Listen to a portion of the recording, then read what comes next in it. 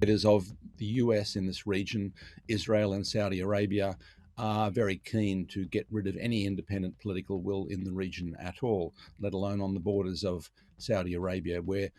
Yemen is a very bad example for democracy in the region for the Saudi regime.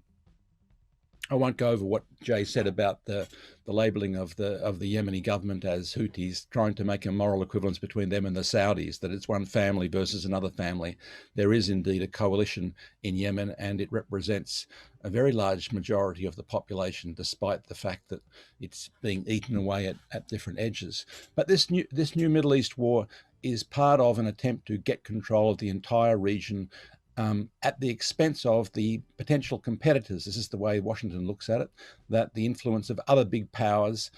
China and Russia, but also Iran, which is the big independent power in the region, it's seen as a strategic competitor. And all of the other pretexts, the nuclear deal and so on, are trying to leverage that project, basically. Now, the role of Israel, which may not be obvious to people, and sometimes people wonder and have said a lot of strange things about why is it that the Ansar Allah movement has death to Israel in its coat of arms, when Israel does not appear to be directly involved. In fact, Israel is directly involved in a covert way in this war. When the Ansar Allah-led coalition came to power 6 years ago in Sana'a, they found Israeli weapons there, that the previous regime had indeed been involved with Israel, that Israel was covertly dealing with the Saudis and the Emiratis in particular at that time with that project.